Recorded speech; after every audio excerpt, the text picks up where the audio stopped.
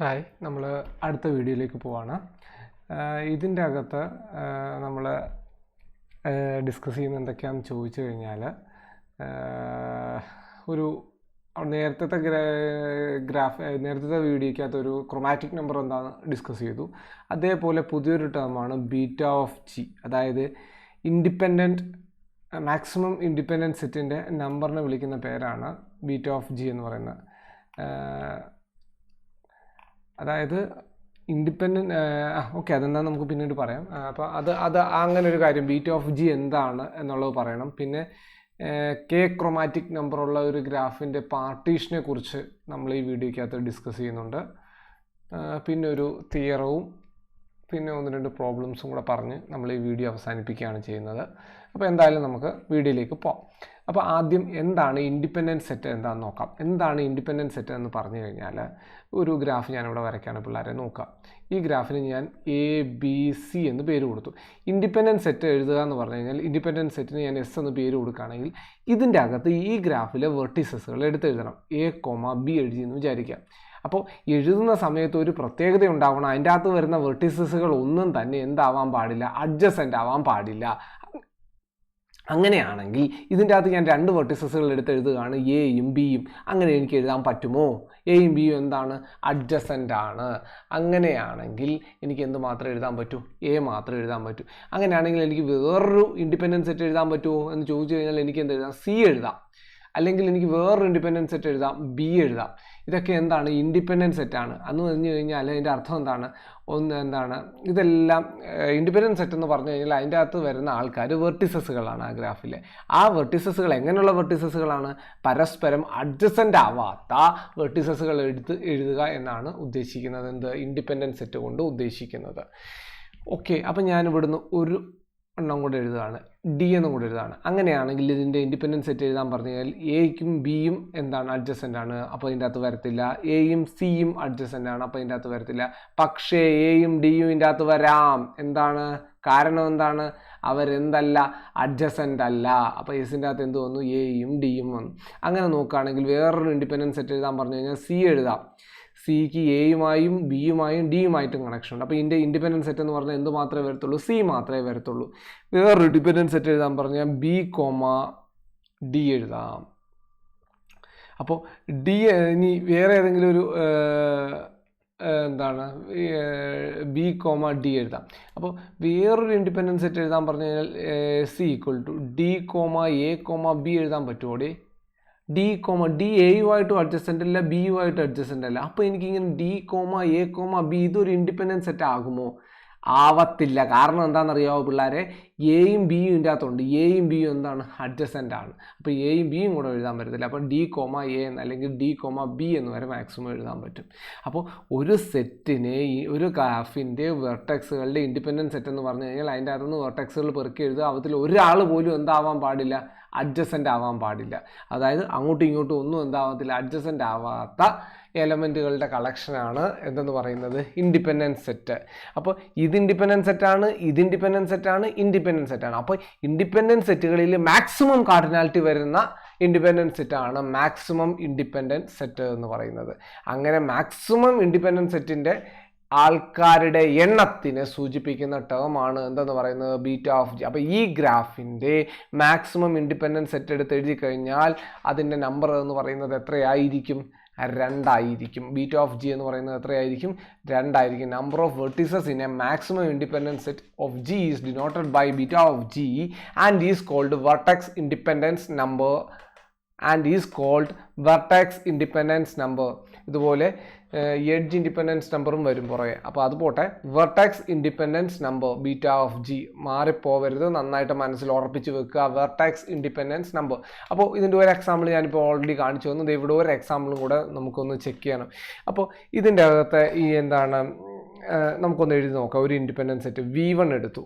ഇപ്പോൾ V2ഉം V6ഉം വരാൻ പാടത്തില്ല. കാരണം വെച്ചാൽ V1ഉമായിട്ട് അഡ്ജസൻ്റ് ആണ്. അപ്പോൾ നമുക്ക് എന്തെഴുതാം? V3 എടുത്തെഴുതാം. ഇതിന് V3, V1, V2, V3, ഇതിന് V4 എന്ന് പേര് കൊടുത്തേക്കാം. അത് എൻ്റെ അകത്ത് വന്നിട്ടില്ല, V4. അപ്പോൾ V1, V2, V3, V4, V5, V6. ഇപ്പോൾ V1ഉം V3യും വന്ന്. അടുത്തത് V4 വരത്തില്ല. എനിക്ക് എന്തെഴുതാം? V5 എടുത്തെഴുതാം. അപ്പോൾ മാക്സിമം ഇതിൻ്റെ അകത്ത് എത്ര പേര് വന്നു? 3. ഇനി 4 പേര് വരുന്ന ഒരു ഇൻഡിപെൻഡൻറ്റ് സെറ്റ് എഴുതാൻ പറ്റുമോ? നിങ്ങളൊന്ന് ആലോചിച്ച് നോക്കും. V2 എഴുതി, അങ്ങനെയാണെങ്കിൽ എനിക്ക് V4 എഴുതാം, V6 എഴുതാം. അപ്പോഴും എന്ത് വരത്തുള്ളൂ? 3 പേരേ വരത്തുള്ളൂ. 4 പേര് വരികയാണെങ്കിൽ അവിടെ എവിടെയെങ്കിലും ഒരു എന്ത് വരും? അഡ്ജസൻസി വരും. അപ്പോൾ ഈ ഗ്രാഫിനകത്ത് V1, V3 എടുത്തെഴുതുകയാണ്. ഇവരെന്താണ്? ഇൻഡിപെൻഡൻറ്റ് സെറ്റാണ്, പക്ഷേ അത് മാക്സിമം അല്ല. മാക്സിമം ആവണമെങ്കിൽ എത്ര പേര് വരണം? 3. 4 വരുന്ന ഒരു മാക്സിമം ഇൻഡിപെൻഡൻറ്റ് സെറ്റിൻ്റെ അകത്ത് നിന്ന് ഉണ്ടാക്കാൻ പറ്റുമോ? നിങ്ങളൊന്ന് ആലോചിച്ച് നോക്കുക. ഈ വീഡിയോ കണ്ടു കഴിഞ്ഞിട്ട് നിങ്ങൾ ഇരുന്ന് ആലോചിച്ച് നോക്കുക, 4 എണ്ണമുള്ള മാക്സിമം ഇൻഡിപെൻഡൻറ്റ് സെറ്റിൻ്റെ അകത്ത് നിന്ന് ഉണ്ടാക്കാൻ പറ്റുമോ ഇല്ലയോ എന്നുള്ളത്. എന്തായാലും ഞാൻ പറയുകയാണ് പറ്റത്തില്ല എന്ന്. അപ്പോൾ ഇതിൻ്റെ അകത്ത് വരുന്ന ഇൻഡിപെൻഡൻറ്റ് സെറ്റിൻ്റെ മാക്സിമം ഇൻഡിപെൻഡൻറ്റ് സെറ്റിൻ്റെ കാർഡിനാലിറ്റി എന്ന് പറയുന്നത് എത്രയാണ്? 3 ആണ്. അപ്പോൾ ബീറ്റ ഓഫ് C6 എന്ന് പറയുന്നത് എത്രയാണ് ഇവിടെ? 3 ആണ്. ഓക്കെ, അപ്പോൾ ഈ ഗ്രാഫും ഇതിൻ്റെ ആ മാക്സിമം ഇൻഡിപെൻഡൻറ്റ് സെറ്റ് എന്താണ് എന്നുള്ളത് നിങ്ങൾക്ക് മനസ്സിലായി. ഓക്കെ, അങ്ങനെയാണെങ്കിൽ അടുത്ത ഇവർ പറഞ്ഞിരിക്കുന്നത് കാര്യത്തിലേക്ക് പോകുന്നതിന് മുമ്പ് ഞാനൊരു കാര്യം പറയട്ടെ. എന്താണ് പാർട്ടീഷൻ ചെയ്യുക എന്ന് പറഞ്ഞാൽ, ഇപ്പോൾ എ എന്ന് പറയുന്ന ഒരു സെറ്റ്, ഇതിനെ S1, S2 എന്ന് പറഞ്ഞ് S3 എന്ന് പറഞ്ഞ് പാർട്ടീഷൻ ചെയ്യുകയാണെന്ന് പറഞ്ഞാൽ അതിൻ്റെ അർത്ഥം എന്താണ്? എ എന്ന് പറയുന്ന ഒരു വലിയ സെറ്റിനെ ഈ 3 ആൾക്കാരായിട്ട് പാർട്ടീഷൻ ചെയ്യുക എന്ന് പറഞ്ഞാൽ അതിൻ്റെ അർത്ഥം എന്താണ്? S1 union S2 union S3 എടുത്തു കഴിഞ്ഞാൽ എന്ത് കിട്ടും? എ കിട്ടും. S1 ഇൻ്റർസെക്ഷൻ S2 എന്ന് പറയുന്നത് എന്തായിരിക്കും? 5 ആയിരിക്കും. അതുപോലെ S1 ഇൻ്റർസെക്ഷൻ S3 എന്ന് പറഞ്ഞാൽ എന്തായിരിക്കും? 5 ആയിരിക്കും. അതുപോലെ S2 ഇൻ്റർസെക്ഷൻ S3 എന്ന് പറഞ്ഞാൽ എന്തായിരിക്കും? 5 ആയിരിക്കും. പറഞ്ഞാൽ മനസ്സിലായോ? അതായത് ഒരു സെറ്റിനെ പാർട്ടീഷൻ ചെയ്യുക എന്ന് പറഞ്ഞു കഴിഞ്ഞാൽ ആ പാർട്ടീഷൻ ചെയ്തിരിക്കുന്ന ആൾക്കാർ ഓരോരുത്തരും പരസ്പരം എന്തായിരിക്കും ഇൻ്റർസെക്ഷൻ എടുക്കുമ്പോൾ എം ഡി സെറ്റ് കിട്ടുകയും അതിൻ്റെ യൂണിയൻ എടുക്കുമ്പോൾ ഹോൾ സെറ്റ് കിട്ടുകയും ചെയ്യണം. അപ്പോൾ അങ്ങനെയാണ് അത് നമുക്ക് എന്ത് ചെയ്യാം? ഒരു സെറ്റിനെ പാർട്ടീഷൻ ചെയ്യുക. അപ്പോൾ ഞാനിവിടെ ഈ ഗ്രാഫിൻ്റെ വെർട്ടിസസുകളെയും പാർട്ടീഷൻ ചെയ്യാൻ പോകണം. പാർട്ടീഷൻ ചെയ്യാൻ വേണ്ടി ഞാൻ അവിടെ ഉപയോഗിക്കുന്ന ടെക്നിക്ക് അഥവാ ഉപയോഗിക്കാൻ പോകുന്ന പ്രോപ്പർട്ടി എന്ന് പറയുന്നത് ക്രോമാറ്റിക് നമ്പർ എന്ന് പറയുന്നതാണ്. എന്താണ് ക്രോമാറ്റിക് നമ്പർ? ആ ഗ്രാഫിലെ വെർട്ടിസസുകൾക്ക് കൊടുക്കുന്ന ഡിഫറൻ്റ് ആയിട്ടുള്ള മിനിമം നമ്പർ ഓഫ് കളേഴ്സ്. അപ്പോൾ ഈ ഗ്രാഫ് G എന്ന് പറയുന്ന ഗ്രാഫിന് എത്ര മിനിമം നമ്പർ ഓഫ് കളേഴ്സ് വേണം? അതിനെ എന്താണ് കളർ ചെയ്യാനായിട്ട്? 2 കളറുകളാണ്. 2 ക്രോമാറ്റിക് ആണ് അല്ലേ? ഈ ഗ്രാഫ് എന്ന് പറയുന്നത് എത്രയാണ് പിള്ളേരെ? 2 ക്രോമാറ്റിക് ആണ്. അങ്ങനെയാണെങ്കിൽ ഈ ഗ്രാഫിനകത്തുള്ള വെർട്ടൈസസുകൾ ഏതൊക്കെയാണ്? V1, V2, V3, V4. അപ്പോൾ ഇതിനെ എനിക്ക് എങ്ങനെ ചെയ്യാം? എത്ര പാർട്ടീഷനുകളാക്കി മാറ്റാൻ പറ്റും? 2 പാർട്ടീഷനുകളാക്കി മാറ്റാൻ പറ്റും. അതാണ് അവർ പറഞ്ഞിരിക്കുന്നത്. എത്ര കളറുണ്ടോ? K ക്രോമാറ്റിക് ആണ്, K പാർട്ടീഷൻസ്. അപ്പോൾ ഞാൻ എങ്ങനെ V1, V2 എന്ന് പറഞ്ഞ് ഇതിൻ്റെ അകത്തുള്ള വെർട്ടിസസുകളെ പാർട്ടീഷൻ ചെയ്തു. V1ൻ്റെ അകത്ത് എന്ത് വരും? ചുവന്ന കളറുള്ള ആൾക്കാർ. V2ൻ്റെ അകത്ത് എന്ത് വരും? നീല കളറുള്ള ആൾക്കാർ. നീല കളറുള്ള ആൾക്കാർ ആരൊക്കെയാണ് അവിടെ? V2ഉം V4ഉം. ചുവന്ന കളറുള്ള ആൾക്കാർ ആരൊക്കെയാണ്? V1ഉം V3. അപ്പോൾ V of Gയെ 2ആയിട്ട് പാർട്ടീഷൻ ചെയ്തു. എന്ത്? V1ഉം V2 ആയിട്ട് പാർട്ടീഷൻ ചെയ്തു. അപ്പോൾ V1നകത്ത് റെഡ് കളേഴ്സ് വരും. ഏതൊക്കെയാണ് റെഡ് കളേഴ്സ് എന്ന് പറയുന്നത്? V1, V3. അതിൻ്റെ അകത്ത് മറ്റേതിനകത്ത് ബ്ലൂ കളേഴ്സ് വരും. അത് ഏതൊക്കെയാണ്? V2, V4. ഇത് 2 ആൾക്കാരാണ് അതിൻ്റെ അകത്ത് വരുന്നത്. അപ്പോൾ V1 യൂണിയൻ V2 എടുത്തു കഴിഞ്ഞാൽ നമുക്ക് എന്ത് കിട്ടും? ഹോൾ സെറ്റ് കിട്ടും. ഇത് തമ്മിൽ എന്തില്ല? ഇൻ്റർസെക്ഷൻ എടുത്തു കഴിഞ്ഞാൽ കിട്ടുന്നത് എന്താണ്? ഡിസ്ജോയിൻ്റ് ആണ്, അഥവാ എം ഡി സെറ്റാണ് കിട്ടുന്നത്. അപ്പോൾ if G is a K chromatic then V of G can be partition into K independent set. എന്താണ്? K ഇൻഡിപെൻഡൻറ്റ് സെറ്റായിട്ട് പാർട്ടീഷൻ ചെയ്യാൻ പറ്റും. അതായത് ഇതിൻ്റെ അകത്ത് വരുന്ന ഇങ്ങനെ K ഇൻഡിപെൻഡൻറ്റ് സെറ്റായിട്ട് പാർട്ടീഷൻ, അതായത് ഇതിൻ്റെ അകത്ത് എഴുതുന്ന, അപ്പം അങ്ങനെ നമ്മൾ പാർട്ടീഷൻ ചെയ്യുകയാണെങ്കിൽ ആ പാർട്ടീഷനകത്ത് വരുന്ന ആൾക്കാരെല്ലാം എന്തായിരിക്കും? ഇൻഡിപെൻഡൻറ്റ് സെറ്റുകളായിരിക്കും. ആ പാർട്ടീഷനകത്ത് വരുന്ന ആൾക്കാർ ഓരോരുത്തരും എന്തായിരിക്കും? ഇൻഡിപെൻഡൻറ്റ് സെറ്റായിരിക്കും. അപ്പോൾ എത്ര ഇൻഡിപെൻഡൻറ്റ് സെറ്റായിട്ട് പാർട്ടീഷൻ ചെയ്യാൻ പറ്റും? K ഇൻഡിപെൻഡൻറ്റ് സെറ്റുകളാക്കി പാർട്ടീഷൻ ചെയ്യാൻ പറ്റും. എത്രയാ? K ഇൻഡിപെൻഡൻറ്റ് സെറ്റുകളാക്കി അതിനെ പാർട്ടീഷൻ ചെയ്യാൻ പറ്റും. അപ്പോൾ ഇതിനെ പാർട്ടീഷൻ ചെയ്യാൻ പറ്റും ഒരേപോലത്തെ കളറുകൾ. അപ്പോൾ ആ ഓരോ കളറുകളും എന്തായിരിക്കും? ഇൻഡിപെൻഡൻറ്റ് സെറ്റ് ആയിരിക്കും. അതായത് ചുവന്ന കളറുള്ള ആൾക്കാർ മാത്രം എടുത്ത് എഴുതി കഴിഞ്ഞാൽ അവരൊരിക്കലും എന്താവുന്നില്ല? അഡ്ജസൻ്റ് ആവുന്നില്ല. അഡ്ജസൻ്റ് ആയി കഴിഞ്ഞാൽ അവന് എന്ത് വരാൻ പറ്റത്തില്ല? സെയിം കളർ വരാൻ പറ്റത്തില്ല, ഡിഫറൻ്റ് ആയി വരും. അപ്പോൾ ഒരേപോലുള്ള കളറുകളൊക്കെ ഇതിൻ്റെ അകത്ത് തൂത്തുപെറുക്കി എടുത്ത് എഴുതി കഴിഞ്ഞാൽ അവരൊക്കെ എപ്പോഴും എന്തായിരിക്കും? ഇൻഡിപെൻഡൻറ്റ് സെറ്റ് ആയിരിക്കും. നിങ്ങൾക്ക് പറഞ്ഞാൽ മനസ്സിലായോ? അപ്പോൾ ഒരു ഗ്രാഫ് K ക്രോമാറ്റിക് ആണ്, അതിന് എത്ര ഇൻഡിപെൻഡൻറ്റ് സെറ്റുകളായിട്ട് പാർട്ടീഷൻ ചെയ്യാൻ പറ്റും? K ഇൻഡിപെൻഡൻറ്റ് സെറ്റുകളാക്കി പാർട്ടീഷൻ ചെയ്യാൻ പറ്റും. അപ്പോൾ ഇനി അതൊന്നും കൂടെ തിരിച്ച് നമ്മുടെ ഒരു പ്രൂഫിന് വേണ്ടി അവരൊന്നും കൂടെ മാറ്റി പറഞ്ഞിട്ടുണ്ട് കേട്ടോ. എന്താണെന്ന് നോക്കാം. The vertices of a color, അപ്പോൾ Vi is assigned to the color I. Conversely, if G is a graph whose vertex set can be partitioned into K independent set but not fewer than, then chi of G equal to K. എന്ന് പറഞ്ഞു കഴിഞ്ഞാൽ ഒരു ഗ്രാഫിനെ K independent സെറ്റായിട്ട് partition ചെയ്യാൻ പറ്റുന്നുണ്ട്. ഒരു ഗ്രാഫിനെ K ഇൻഡിപെൻഡൻറ്റ് സെറ്റുകളാക്കി പാർട്ടീഷൻ ചെയ്യാൻ പറ്റുന്നുണ്ട്. എന്നാൽ അതിനേക്കാൾ കുറച്ച് എണ്ണമായിട്ട് K-1 ആയിട്ട് പാർട്ടീഷൻ ചെയ്യാൻ പറ്റുന്നുമില്ല. അങ്ങനെയാണ് ആ ഗ്രാഫിൻ്റെ ക്രോമാറ്റിക് നമ്പർ എന്ന് പറയുന്നത് എന്തായിരിക്കും? അതായത് ഒരു ഗ്രാഫിനെ 10 ഇൻഡിപെൻഡൻറ്റ് സെറ്റുകളാക്കി പാർട്ടീഷൻ ചെയ്യാൻ പറ്റുന്നുണ്ട്. ഒരു ഗ്രാഫിനെ V1, V2, V10 എന്ന് പറഞ്ഞ് ഈ 10 ഇൻഡിപെൻഡൻറ്റ് സെറ്റുകളാക്കി പാർട്ടീഷൻ ചെയ്യാൻ പറ്റുന്നുണ്ട് എന്ന് വിചാരിക്കുക. 9 എണ്ണം ആക്കി പറ്റുന്നുമില്ല. അങ്ങനെയാണ് ആ ഗ്രാഫിൻ്റെ ക്രോമാറ്റിക് നമ്പർ എന്ന് പറയുന്നത് എന്തായിരിക്കും? 10 ആയിരിക്കും എന്ന് അവർ ഒന്ന് പറഞ്ഞു വെച്ചിരിക്കുകയാണ്. ഓക്കെ, അതൊന്നുമില്ല, ജസ്റ്റ് സിമ്പിളായിട്ടുള്ളൊരു കാര്യം. അപ്പം നിങ്ങൾക്ക് എന്താണ് ഏകദേശം ഒരു ഐഡിയ കിട്ടിക്കാണുമല്ലോ ഇത്രേ. അങ്ങനെയാണെങ്കിൽ നമുക്ക് അടുത്ത തിയറത്തിലേക്ക് പോകാം. A graph G has a chromatic number 2 if and only if G is a non empty bipartited graph. എന്താ പറഞ്ഞു വെച്ചിരിക്കുന്നത്? ഒരു ഗ്രാഫിൻ്റെ ക്രോമാറ്റിക് നമ്പർ 2 ആണ് എന്ന് വിചാരിക്കും. ഒരു ഗ്രാഫിൻ്റെ ക്രോമാറ്റിക് നമ്പർ 2 ആണ്. ക്രോമാറ്റിക് നമ്പർ 2 എന്ന് പറഞ്ഞാൽ ആ ഗ്രാഫ് കളർ ചെയ്യാൻ വേണ്ടി വരുന്ന നിറങ്ങളുടെ എണ്ണം മാക്സിമം. അതായത് മാക്സിമം എന്ന് വെച്ചാൽ മിനിമം നമ്പർ ഓഫ് മാക്സിമം എന്ന് വെച്ച് കഴിഞ്ഞാൽ അതിന് വേണ്ടി വരുന്ന മിനിമം നമ്പർ, ഡിഫറെൻ്റ് ആയിട്ട് വരുന്ന മാക്സിമം, അതായത് ഡിഫറെൻ്റ് ആയിട്ട് വരുന്ന മാക്സിമത്തിന് മിനിമം എത്ര പറയുന്ന a graph G has a chromatic number 2 if and only if G is a non empty bipartited graph. അങ്ങനെ വന്നു കഴിഞ്ഞാൽ ആ ഗ്രാഫ് എന്തായിരിക്കും? ബൈപാർട്ടിയേറ്റഡ് ഗ്രാഫ് ആയിരിക്കും. ഈ ബൈപാർട്ടിയേറ്റഡ് ഗ്രാഫ് എന്താണെന്ന് നിങ്ങൾക്ക് അറിയാമല്ലോ. ആ ഗ്രാഫിനെ 2 ആയിട്ട് പാർട്ടീഷൻ ചെയ്യാൻ പറ്റും. ഇപ്പം ഇത് V1 ഇത് V2 ആയിട്ട് പാർട്ടീഷൻ ചെയ്യാൻ പറ്റും. ഇവർ തമ്മിലെല്ലാം കണക്ഷൻ ഉണ്ടാവും. ഇവിടുത്തെ V1കൾ തമ്മിലൊന്നും കണക്ഷൻ ഉണ്ടാകത്തില്ല, V2കൾ തമ്മിലൊന്നും എന്തുണ്ടാവത്തില്ല, കണക്ഷൻ ഉണ്ടാകത്തില്ല. ഇവിടുന്ന് ഇങ്ങോട്ട് രണ്ടിടത്തും യുദ്ധം ചെയ്യാൻ നിൽക്കുന്ന പോലെ ഓപ്പോസിറ്റ് നിൽക്കുന്ന ആൾക്കാരാണ് ബൈപാർട്ടിയേറ്റഡ് ഗ്രാഫ് എന്ന് പറയുന്നത്. അതൊക്കെ ഓക്കെ, പണ്ട് പഠിപ്പിച്ചു തന്ന കാര്യങ്ങളാണ്. അപ്പോൾ ഇത് ഇഫ് ആൻഡ് ഓൺലി പ്രൂഫാണ്, അങ്ങോട്ടും ഇങ്ങോട്ടും പ്രൂവ് ചെയ്യണം. അപ്പോൾ ഞാൻ ആദ്യം വിചാരിക്കുകയാണ് ഗ്രാഫിൻ്റെ കളർ മാക്സിമം അവിടെ എത്ര ഉണ്ട്? 2 എണ്ണമേ ഉള്ളൂ എന്ന് വിചാരിക്കുകയാണ്. 2 different colours are needed to colour this graph. അപ്പോൾ 2 എണ്ണം വേണം. അങ്ങനെയാണെങ്കിൽ then vertices of G can be assigned colours 1 and 2. അപ്പോൾ Gക്കകത്ത് 2 കളറുകളാണ് ഉപയോഗിക്കുന്നത്. ഒന്ന് പച്ചയും മറ്റേതൊന്നും മഞ്ഞയാണെന്ന് വിചാരിക്കുക. അപ്പോൾ പച്ചയ്ക്ക് ഞാൻ 1 എന്നും മഞ്ഞയ്ക്ക് 2 എന്നുമാണ് കൊടുത്തിരിക്കുന്നതെന്ന് വിചാരിക്കുക. അപ്പോൾ 2 കളറുകളാണ് അവിടെ യൂസ് ചെയ്യുന്നത്, 1ഉം 2ഉം. അപ്പോൾ പച്ച കളർ ഉപയോഗിക്കുന്ന വെർട്ടിസസുകളെല്ലാം കൂടെ V1 എന്നും മഞ്ഞ കളർ ഉപയോഗിക്കുന്ന വെർട്ടക്സസുകളെല്ലാം ഞാൻ എന്ത് പേര് കൊടുത്തു? V2 എന്നും പേര് കൊടുത്തു. അങ്ങനെയുള്ള വെർട്ടിസസുകളെല്ലാം കൂടെ പെറുക്കിയെടുത്ത് ഒരു സെറ്റാക്കി ആ സെറ്റിന് ഞാൻ എന്ത് പേര് കൊടുത്തു? V1 എന്നും. മഞ്ഞ കളർ ഉപയോഗിക്കുന്ന വെർട്ടക്സുകളെല്ലാം കൂടെ പെറുക്കിയെടുത്ത് ഒരു സെറ്റാക്കി അതിന് എന്ത് പേര് കൊടുത്തു? V2 എന്നും കൊടുത്തു. അപ്പോൾ ഈ V1ഉം V2 എന്തുണ്ടാവും? പാർട്ടീഷൻ ഉണ്ടാവും. ഇവർ തമ്മിൽ എന്തുണ്ടാവത്തില്ല? ഇൻ്റർസെക്ഷൻ എടുത്തു കഴിഞ്ഞാൽ എന്ത് കിട്ടത്തുള്ളൂ? MD കിട്ടത്തുള്ളൂ. അതായത് ഇവർ തമ്മിൽ എന്തില്ല? എഡ്ജില്ല.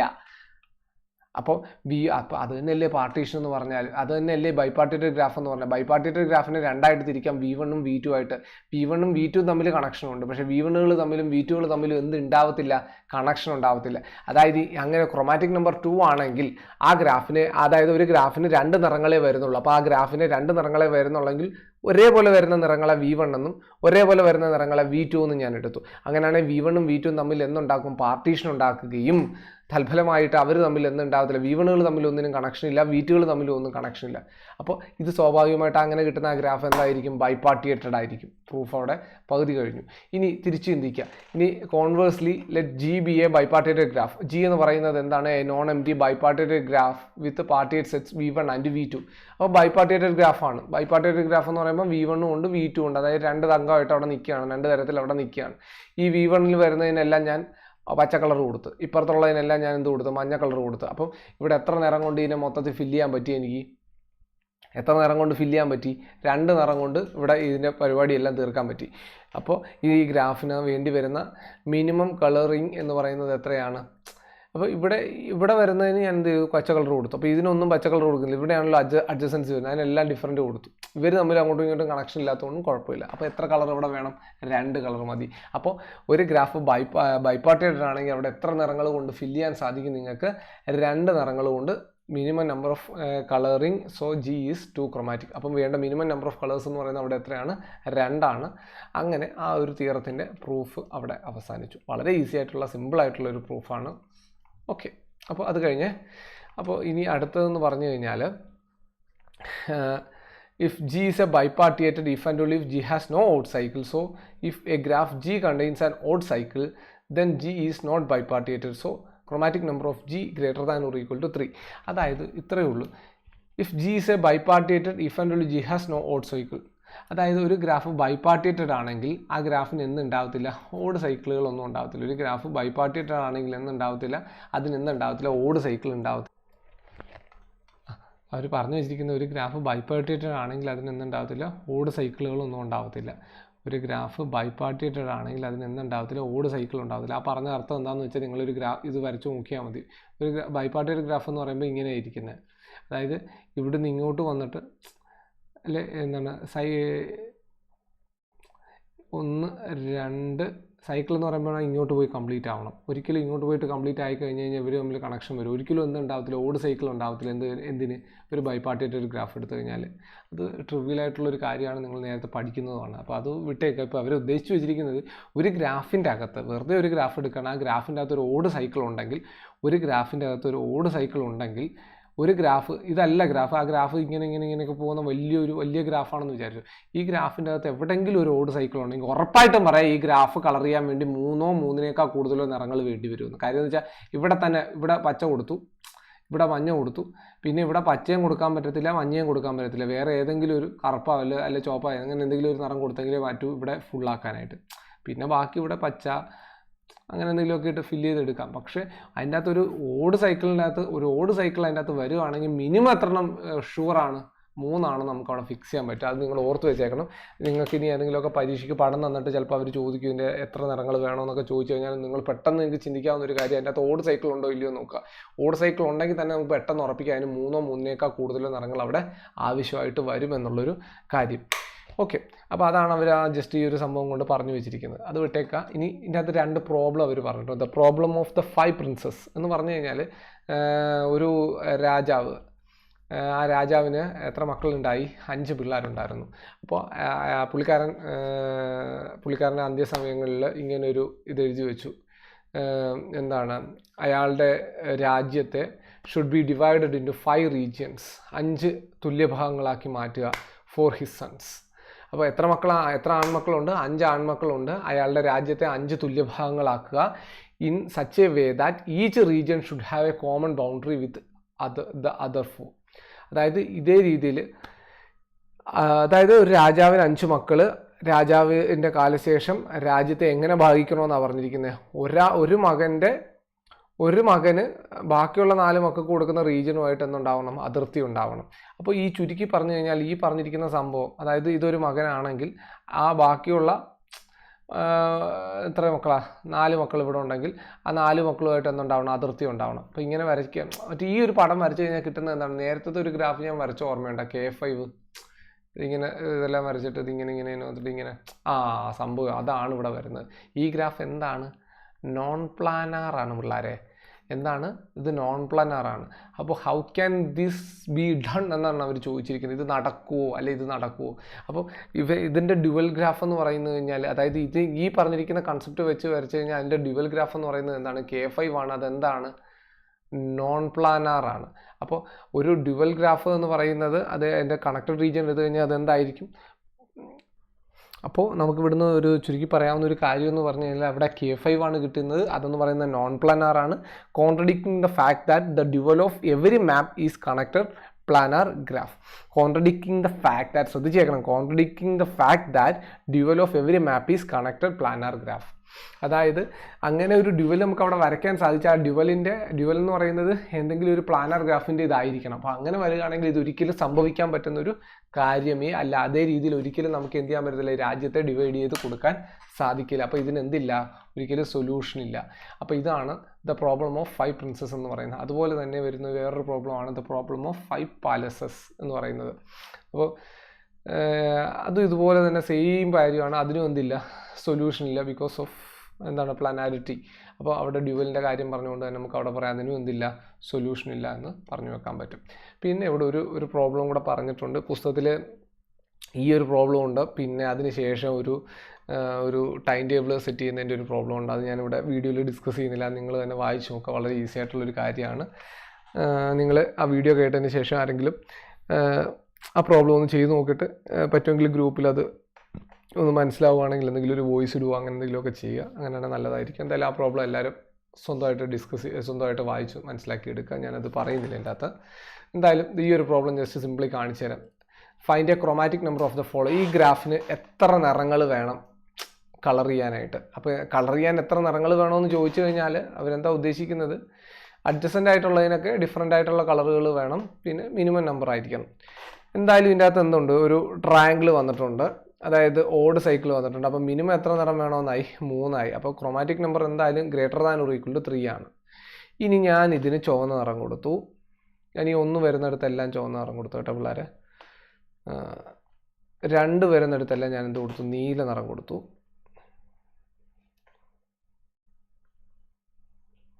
3 വരുന്നിടത്തെല്ലാം പച്ച നിറവും കൊടുക്കാൻ പോകും.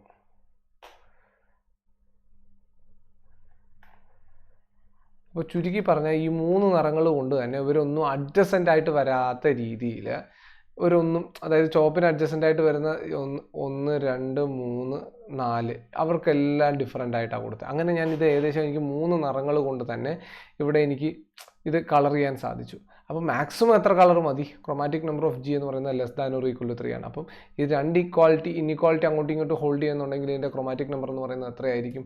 3 ആയിരിക്കും. അപ്പോൾ നമുക്കത് അങ്ങനെ കാണിക്കാൻ സാധിക്കും. അതായത് ഞാൻ ഗ്രാഫിൻ്റെ അകത്ത് 3 കളർ ഉപയോഗിച്ച് അതിനെ കളർ ചെയ്ത് കാണിച്ചു.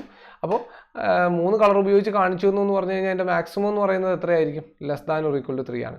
പക്ഷേ ഇവിടെ ഒരു ഓഡ് സൈക്കിൾ വന്നുകൊണ്ട് എന്താണ് മിനിമം എത്ര വേണമെന്നും പറയാം. 3 എണ്ണം കളർ അവിടെ കൂടിയേ തീരുമെന്ന് പറയാം. അപ്പോൾ അങ്ങോട്ടും ഇങ്ങോട്ടുള്ള ഇൻഇക്വാളിറ്റി നമുക്ക് അവിടെ നിന്ന് കിട്ടി. So from there chromatic number of G = 3 എന്ന് നമുക്ക് ഈസി ആയിട്ട് പ്രൂവ് ചെയ്തെടുക്കാനും സാധിക്കും. ഓക്കെ, അപ്പം ഇതോടുകൂടി ഈ ഒരു വീഡിയോയും ഞാനിവിടെ ക്ലോസ് ചെയ്യുകയാണ്. അപ്പോൾ ഏകദേശം നമ്മൾ ബീറ്റ ഓഫ് G എന്താണെന്ന് പഠിച്ചു, പാർട്ടീഷൻ്റെ കാര്യങ്ങൾ പറഞ്ഞു, പിന്നെ എന്താണ് ഒരു തിയറം ഡിസ്കസ് ചെയ്തു, ഒരു പ്രോബ്ലം ഡിസ്കസ് ചെയ്തു, അങ്ങനെ കുഞ്ഞു കുഞ്ഞു കുറച്ച് കാര്യങ്ങൾ പഠിച്ചു. Okay, thank you.